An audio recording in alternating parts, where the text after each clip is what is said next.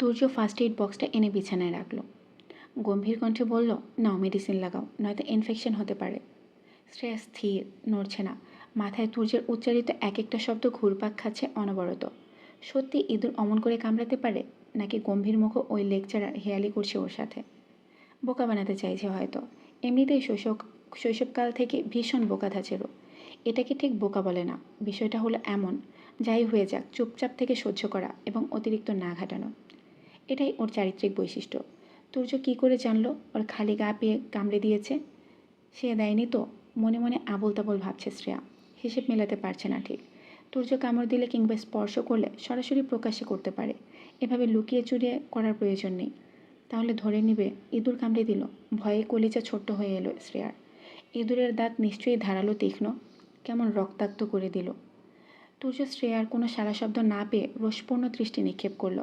মেয়েটা শাড়ির আঁচল হাতের মুঠে পুরে চিন্তায় মগ্ন হতে ফর্সা চেহারা স্পষ্ট। ধ্যান ভঙ্গ করতে চাপা গর্জন করে, মিসেস শ্রেয়সী। শ্রেয়া হকচকালো। তড়িঘড়ি করে চাইলে সামনে দাঁড়ানো তুর্যের দিকে নম্র গলায় বলল, জি। রাগের চোখ দুটো লাল রূপ ধারণ করল তুর্যের। এই মেয়েকে সে কখন থেকে ডাকছে, আর এতক্ষণে সাড়া দিল। দাঁতে দাঁত চেপে বলল, কোন দুনিয়ায় আছেন? কাইন্ডলি আপনি এদিকে আসবেন, নাকি আমি কাছে যাব? শ্রেয়া থতমত খেয়ে গেল। তুর্যের কণ্ঠে রাগের আভাস। গুটি গুটি পায়ে কয়েক কদম অগ্রসর হলো ও। থামলো তুর্যের থেকে দূরত্ব রেখে। মুহূর্তে শ্রবণেন্দ্রিয় হলো লৌহস্বরের হৃদয় নিংড়ানো বাক্য, আঁচলটা সরব। অপ্রতিভ হয়ে পড়ে নিমেষে। বিব্রত দৃষ্টি মেলে ধরে। প্রশ্ন করার ভাষায় প্রায় দুস্থিতি। কোনোরূপ দ্বিরুক্তি করতে পারছে না, শুধু বলল, স্যার। আঁচল সরাতে বলেছি, ফেলে দিতে বলিনি। না সরালে চিকিৎসা হবে কেমন করে? তাছাড়া ভোর রাতে তো পুরো খোলামেলা হয়ে ঘুমাচ্ছিলে, তখন লজ্জা লাগেনি? তোমার আঁচল তখন আমার পিঠের নিচে গড়াগড়ি খাচ্ছিল। ট্রাস্ট মি, বহু কষ্টে সম্পূর্ণ বস্ত্রহীন করার চিন্তাভাবনা সংবরণ করে ঢেকে দিয়েছি তোমাকে। দূরত্ব রেখে কথাগুলো বলল তুর্য, কণ্ঠে পরিহাস। শ্রেয়া একের পর এক ঝটকা সইতে পারল না। পরাজিত হয়ে দেহের ভার সামলাতে বসে পড়ল বিছানায়। ছি, ঘুমের ঘরে আঁচল সরে শেষ পর্যন্ত যার কাছ থেকে মান সম্মান বাঁচানোর চেষ্টা করেছিল তার কাছেই গেল। আবার সেই ব্যক্তি ওকে ঠিকঠাক করে দিল। কেন আঁচলের কাহিনী পিছু ছাড়ে না?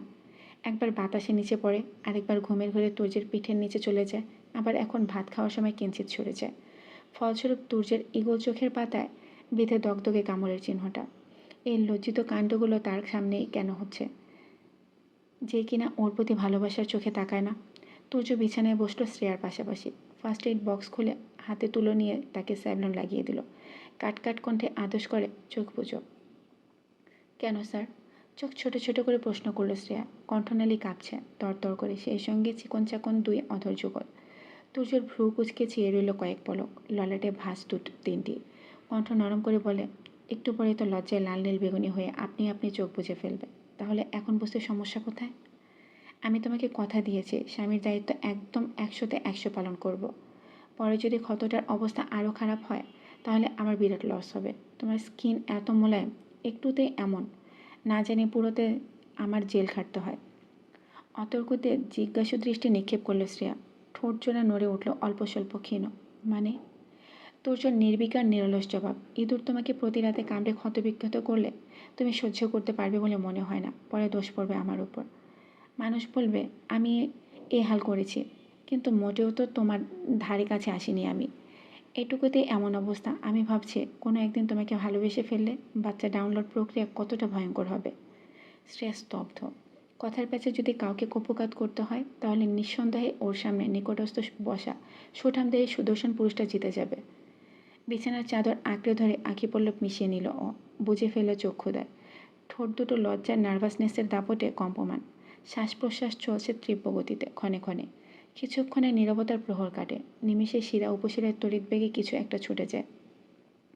অনুভব করে দেহের তাপমাত্রা বেড়েছে। ক্ষতস্থানের নরম কিছুর গম্ভীর স্পর্শ। অতীব গাঢ়তা। তুলার। জলে নিয়ে যাই কেন তাহলে? মনেই হয়নি তুলার, অন্য কিছুই ছিল। ভাবতেই মুখ দিয়ে আহ শব্দটা বেরিয়ে আসে, জ্বলে ওঠে। হাত বাড়িয়ে অস্থির হয়ে খামচে ধরল তুর্যের বলিষ্ঠ হাত। জ্বলছে স্যার। তুর্য হাতটা সরিয়ে নিজের অপর হাতে মুষ্টিমেয় করে নিল। ফু দিল কাছে এসে। শ্রেয়ার নিজেকে শক্ত রাখতে পারছে না, বলল, তাড়াতাড়ি শেষ করুন। বলার সঙ্গে সঙ্গে দ্রুত পদে অয়েন্টমেন্ট লাগিয়ে উঠে দাঁড়ালো তুর্য। শ্রেয়া আঁচলটা উঠাতে গেলে কণ্ঠে গভীরতা এঁটে বলে উঠল, থাকুক, আমি এসি বন্ধ করে ফ্যান ছেড়ে দিচ্ছি। কথা মতন কাজটা করে তুর্য বেরিয়ে গেল রুম থেকে। এতক্ষণে উপযুক্ত সময় পেল শ্রেয়া ভালো করে নিঃশ্বাস ফেলার। বক্ষস্পন্দনের গতি নিয়ন্ত্রণ হারা। এত মাদকতা মেশানো কেন তুর্যের চাহনি? চুম্বকের ন্যায় আকৃষ্ট করে বারংবার। মুখ ফুটে বেরিয়ে আসতে চায়, আমি আপনাকে ভালোবাসি স্যার। আমাকে একটাবার বুকে মিশে নেওয়া যায় না? ফাতেমা চৌধুরী লাঠি ভর করে রান্নাঘরের কাছে এলেন। রহিমা গুনগুন করছে আর সবজি কাটছে। মেহেরিমা এসে পাশে দাঁড়িয়েছে ওনার। কাজ সন্ধ্যায়, আবার বাড়ি ভর্তি হবে মেহমান। কাল বউ ভাত, তাই ব্যস্ত হাতে রহিমা, ত্রিহা, বাকি কাজের লোকেরা রান্নার আয়োজনে নিমজ্জিত। মেহেরিমা শাশুড়ির পাশে দাঁড়িয়ে মলিন সুরে বললেন, আমার কিছু লাগবে? হুম, আমার গরম ভাত। তোমরা কি ভুইলা গেছ এখন সময় আমি ভাত খাই? কই আমার? চেঁচিয়ে বললেন ফাতেমা।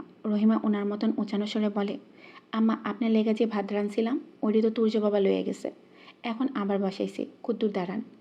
মেহেরিমা সন্দিহান দৃষ্টি চেয়ে বলে, এ সময় তো কেউ ভাত খায় না, শুধু আম্মা খায় বলে ওনার জন্য অল্প করে রান্না করা হয়, সবার জন্য দুপুরের দিকে রান্না করা হয়। আর তুর্য কখনোই খায় না অসময়ে। তাহলে? রহিমা বলতে চাইছে না। উনি ভালো বুঝেছেন মেহেরিমা শ্রেয়াকে পছন্দ করে না, তাই কৌশলে এড়িয়ে গিয়ে বলল, আমি জানি না, তুর্য বাবাই কইতে পারবো, আমি এত ঘাটি নেই। মেহেরিমার সন্দেহ হচ্ছে। নাস্তার টেবিলে দেখেছে শ্রেয়া শুধু একটা পরোটার অর্ধেক খেয়েছে। যা বোঝার সে বুঝে নিল। শেষমেশ ওই মেয়েটাকে তার ছোট ছেলেটা সরিয়ে দিচ্ছে, নিজের আঁচলে বেঁধে ফেলেছে।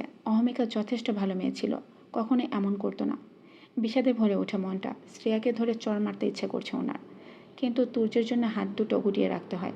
স্বামীর ছেলে দুজন, কার কেউই ওনার সঙ্গে কথা বলছে না ভালো মতন। কাজের লোকের মাধ্যমে শ্রেয়াকে রুমে ডাকালেন। গোপন চার কথা দেয়ালের মধ্যে বন্দিতেই থাকাই ভালো। মাথায় ঘোমটা টেনে কক্ষে পদার্পণ করলো শ্রেয়া। মেহেরিমা ওকে বসতে পর্যন্ত বললেন না। সোজাসাপটা কঠোর কণ্ঠে প্রশ্ন করল, এক রাতে বশ করে ফেললে আমার ছেলেকে? শ্রেয়া ভরকালো, তাকালো আগ্রহ নিয়ে। ভেবেছিল আগের সব কিছু বলে শাশুড়ির মন জয় করার প্রচেষ্টা চালিয়ে যাবে, কিন্তু সময় পরিস্থিতির বদলে সে আরও বেশি হয়ে উঠেছে শাশুড়ির নিকট। কণ্ঠে প্রখর নম্রতা বজায় রেখে, কি বলছেন আম্মা? কি বলছি? কোন মুখে বলে আবার? লোভে পড়ে? এখন জামাই সুস্থ বলে? বলতে বলতে হাঁপিয়ে গেছি আমি। আজ বলতে বাধ্য হলাম, ফকিন্নিকে প্রশ্রয় দিলে বুকে লাথি মারে, লোভী মেয়ে একটা। শ্রেয়ার নরম অধরে মৃদু হাসি ভিড় জমায়। আলগা করে বলে, আমি কিন্তু এখন আপনার ছেলেকে দ্বিতীয়বার ফিরে আসার কাহিনীটা বলিনি শাশুড়ি আম্মা, হাতিয়ার হিসেবে রেখে দিলাম। তৎপর মিহিসরে বলল, লোভে বলবেন না। লোভ করলে প্রথমেই থাকতে পারতাম, শুধু একটু ভালো থাকার জন্য ভুল সিদ্ধান্ত নিয়ে ফেলি। যখন শুধরাতে চাই আপনি আমার ভুলের মাত্রাটা বাড়িয়ে দিলেন। আপনার ছেলের সাথে সম্পর্ক কখনো নষ্ট হবে না, কারণ সম্পর্কের মর্ম আমি বুঝি। মেহেরিমা গর্জে উঠলেন, বেরিয়ে জরুম থেকে। আচ্ছা। শ্রেয়ার ইচ্ছে করেনি ওইভাবে কথা বলতে, বাধ্য হলো বলল। দুর্বল ভেবে কত শত আঘাত করে যাচ্ছে শোনাচ্ছে ওকে মেহেরিমা। অতিরিক্ত ভদ্র হতে গিয়ে অত্যাধিক কষ্ট লিখছে খাতায়। মধ্যাহ্নের তেজি রূপে বাগানের ফুলের চারার কিছু কিছু পাতা নুয়ে পড়েছে। শ্রেয়া ব্যস্ত চোখে অবলোকন করছে সেগুলো। পাশে আয়ুষী বকবক করছে বিরতিহীন।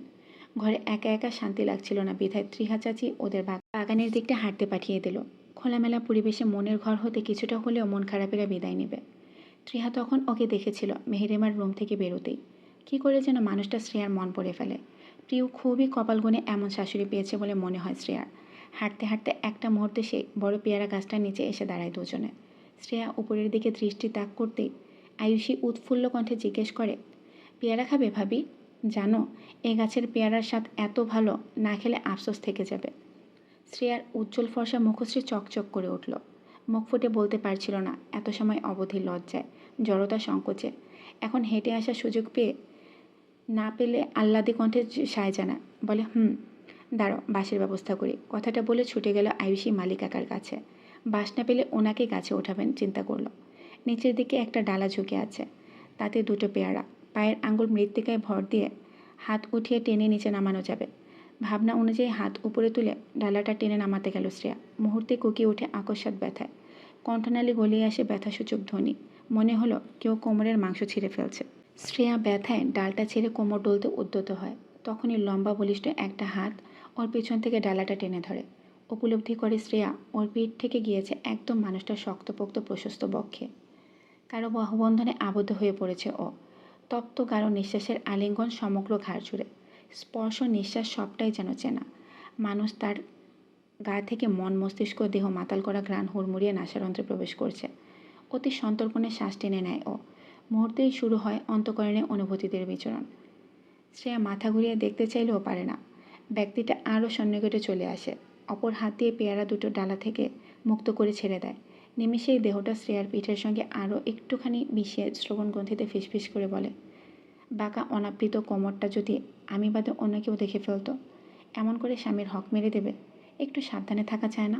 বোকাশোকা গাধি বউ নিয়ে তো জ্বালায় পড়লাম। তাজ্জব বনে গেল শ্রেয়া। পা দুটো ভূতলে নড়ল। কাঁপছে না একটু, ঘাড় বাঁকিয়ে চাইল না পর্যন্ত। ইতিমধ্যে লজ্জা শরমে অভ্যন্তরে তোলপাড় আরম্ভ হয়ে গিয়েছে। তুর্য এখনও ওর গায়ের সাথে মিশে। সহ্য শক্তি শূন্যের কোঠায় চলে গিয়েছে শ্রেয়ার। দেহের ভার ছেড়ে দিয়ে চোখ বুজে দীর্ঘ দীর্ঘ নিঃশ্বাস ফেলতে মনস্পৃহা জাগছে। স্পষ্টত শুনতে পাচ্ছে রানঢোকের আওয়াজ। কী সুন্দর বাজছে ভেতরে। প্রিয় মানুষের নিকটে কত অদ্ভুত ভয়ঙ্কর অনুভূতি কাজ করে এই মুহূর্তে উপলব্ধি করতে সক্ষম।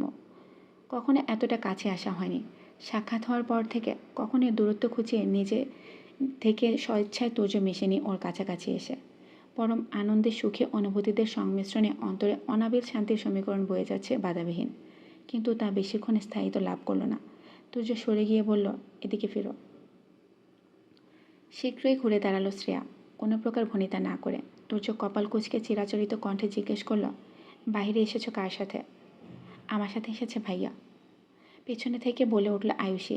পাশে মালিকাকা দাঁড়িয়ে, তার হাতে বড় লম্বা একটা বাঁশ। তুর্য হাতের পেয়ারা দুটো শ্রেয়ার দিকে বাড়িয়ে দিয়ে বলল, ধরো। শ্রেয়া কাঁপা কাঁপা হাতে নিয়ে নেয় সেগুলো। তুর্য মালিকাকার কাছ থেকে বাঁশটা নিয়ে স্বাভাবিক ভঙ্গিতে বলে, আপনি যান কাকা। অতঃপর নিজেই পেয়ারা পাড়তে শুরু করে।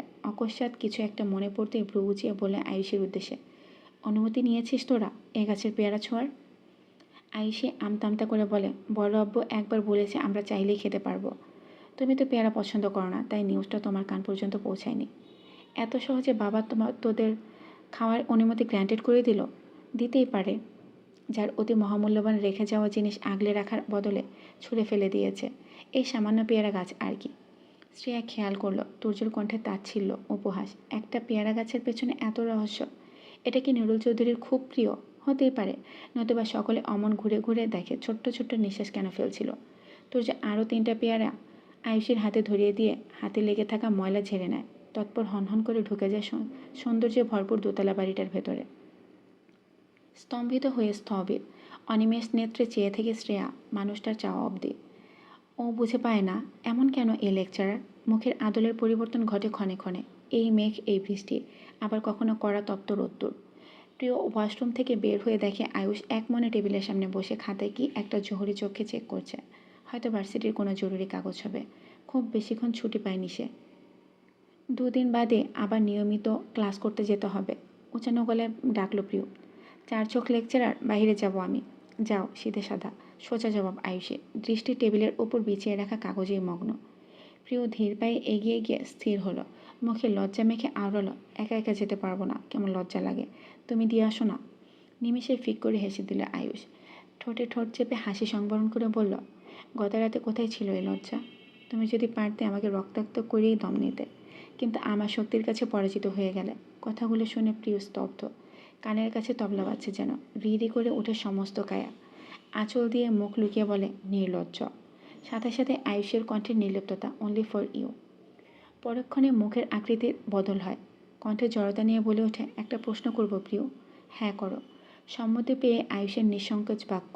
বড় আব্বুর কথায় শ্রেয়া কষ্ট পেয়েছে? ওর সাথে একটু বেশি বেশি থেকো। মেয়েটা তোমার উপর ভরসা করে খুব। ভাইয়ের ব্যাপারটা বুঝতে পারছি না। শ্রেয়ার হয়ে যখন কথা বলল বেশ ভালো লেগেছে। এক মুহূর্তের জন্য মনে হয়েছে মেয়েটাকে অত্যন্ত ভালোবাসে সে। কিন্তু এত সহজে সব কিছু ভুলে আপন করার পাত্র না তুর্য ভাই। প্রিয় অত ভাবল না। বিলম্ব না করে উত্তেজিত সুরে বলল, আরে তুমি জানো না, স্যার একদম আপন করে নিয়েছে শ্রেয়কে। আমি তো প্রমাণও দেখেছি, অযথা চিন্তা করো না। আয়ুষের ভ্রুযুগল ললাটে স্পর্শ করে। প্রমাণ? চেহারার রক্তিম আবার ফুটে ওঠে প্রিয়র। চোখ জোড়া নত হয়, অধরকোণে ঈষৎ স্মিত হাসে। ওই তুমি যেটা আমাকে দিয়েছ, আমি সেটা শ্রেয়ার গলার নিচে দেখেছি। নিমেষে আয়ুষ সজোরে বুক জড়িয়ে নিল সম্মুখে নত মস্তিষ্কে দাঁড়ানো প্রিয়র নরম দেহখানি। প্রিয় প্রচণ্ড বিস্মিত হলো। ধক করে কেঁপে উঠে নিয়ন্ত্রণ হারা হয়ে পড়ে ওর হৃদযন্ত্র। পিঠে হাতের বাঁধন দৃঢ় হতে অত্যাধিক দৃঢ় হয়। হয়তো আয়ুষ ওকে বুকের মধ্যে ঢুকিয়ে ফেলতে চাইছে। হাত দুটো বাড়িয়ে প্রিয়ও চেষ্টা করলে আয়ুষের সুঠাম শরীরটা নিজের দু হাতে বন্দি করার। শ্রেয়ার ব্যাপারটা এখন খোলাখুলি করে বলা উচিত হয়নি। প্রিয় বুঝতে পারল শত হোক ক্ষত সহজে শুকায় না। ও ভালো করে চিনে আয়ুষকে।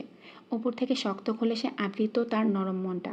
অনায়াসে কোনো কষ্ট ভুলতে পারে না, তাই বলে ওকে ভালোবাসে না এমনটা নয়। পিছুটান সবারই থাকে, খুব কম মানুষ যারা কঠোর হৃদয়ের তারাই পারে সেই পিছুটান ফেলে এগিয়ে যাবার। আবার অনেকে এগিয়ে যায় ঠিকই, কিন্তু মনের কোণে থেকে যায় না পাওয়ার অতৃপ্ততার বিষাদ বেদনা। আয়ুষ ওকে বাহুতে বন্দি রেখে আনন্দিত গলায় বলে, এবার আর কোনো চিন্তার থাকলো না আমাদের। ভালো থাকুক মেয়েটা। প্রিয়কে নিচে না পেয়ে একটা পেয়ারা হাতে রেখে বাকিগুলো আয়ুষীকে দিয়ে দিল শ্রেয়া। বলল, প্রিয়কেও দিও। আয়ুষী মৃদু হেসে জিজ্ঞেস করলো, তুমি প্রিয় ভাবিকে অনেক ভালোবাসো তাই না ভাবি? শ্রেয়া নিশ্চুপ, নিস্তব্ধ। মস্তিষ্ক খাটিয়ে চিন্তা করলো কতক্ষণ। কয়েক সেকেন্ড ঠিক উত্তর মেলো না মিহি কণ্ঠস্বরে ওর। ঠিক কতটুকু ভালোবাসি পরিমাপ করা মুশকিল, কারণ আমার এতটুকু আশা অবধি ওর অনেক অবদান। ভালোবাসি বললে শব্দটা কম হয়ে যাবে আয়ুষী। প্রিয় আমার প্রিয় একজন মানুষ। আমার প্রিয়র তালিকা চাইলেই কেউ যোগ হতে পারে না। মানুষগুলোর দেওয়া ভালোবাসার যত্নগুলোই তাদের আমার নিকট প্রিয় তালিকা যুক্ত করে। আপাতত শুধু দুটো মানুষই হতে পেরেছে, সে দুজনের আরেকজন ভাইয়া। আয়ুষীর প্রশ্নে শ্রেয়া নিরুত্তর। বাধ্য হয়ে প্রশ্ন করল। ঠোঁট দুটো নড়ে উঠল শ্রেয়ার। অত্যন্ত ক্ষীণস্বরে বলে, হুম। তৎক্ষণাৎ দুজনের কর্ণগোচর হয় কারো গম্ভীর তেজির স্বরে। হকচকিয়ে যায় শ্রেয়া। উপরের দিকে তাকাতেই দেখে তুজ সিঁড়ির কাছে দাঁড়িয়ে আছে, চোখে মুখ কুচকানো, ঠোঁটে ফিচেল হাসি। লজ্জায় আড়ষ্ট হয়ে গেল শ্রেয়া। তুর্য শুনে ফেলেনি তো? সরাসরি ভালোবাসি বলেনি কখনো, বলতেও পারবে না। ভয় করে যদি তুর্য ফিরিয়ে দেয়। এমনিতেই প্রকাশ না করতেই সুদূরে ঠেলে দিয়েছে। এছাড়া শুনলে ওকে কথার মাধ্যমে ব্যবহার করে নাস্তানাবুদ করে ছাড়বে। তুর্য লৌহস্বরে ডাকলো পূর্ণবার, উপরে আসো শ্রেয়সী। সোফায় ফাতেমা চৌধুরী ত্রিহা বসেছিল। ওনাদের কানেও পৌঁছালো কণ্ঠস্বর। তৎক্ষণাৎ মুখ বাঁকালেন ফাতেমা। বিড়বিড় করলেন, দাঁতে দাঁত চেপে, কালো জাদু জানে এই মাইয়া জামাই বশ করার। ত্রিহা নরম কণ্ঠে বলল, তুর্য শুনলে রেগে যাবে আম্মা। ফাতেমা চৌধুরীর চোখ রাঙিয়ে গিয়ে কিছু বলতে চাইলে ত্রিহা সোফা ছেড়ে উঠে গেল। এগিয়ে এসে সিঁড়ির মুখে দাঁড়ানো শ্রেয়ার কাঁধে হাত রেখে বলল, যাও। মাথা নেড়ে সিঁড়ির প্রত্যেক ধাপ অতিক্রম করে শ্রেয়া তুর্যের কাছাকাছি যায়। স্থির হতে না হতেই হাতের কবজিতে চাপ প্রয়োগ করে রুমে নিয়ে আসে তুর্য। টেনে নিয়ে বসে খাটে। দরজা লক করে বসে পড়ল শ্রেয়ার পাশে। চাহনি প্রগাঢ় তুখর। শ্রেয়া মুখভঙ্গি পুরোপুরি বোঝার আগে তুর্য হাত বাড়িয়ে হ্যাঁচকা টানে বক্ষে এনে ফেলল ওর কোমল দেহটা। ঘাড়ে মুখ গুছে দিল সঙ্গে সঙ্গে। গভীরভাবে ডুবিয়ে দিল রুক্ষ শুষ্ক ওষ্ঠধর। ওষ্ঠযুগলের উষ্ম ছোঁয়ায় শীতল স্রোত নেমে গেল শ্রেয়ার শির দ্বারা বেয়ে। শিরা উপশিরার প্রবল অস্থিরতা ছড়িয়ে পড়ল। সইতে না পেরে হাতের আজলা মুঠো ভর্তি করে নিল তুর্যের কয়েকটা চুল। খামচে ধরল কঠিনভাবে।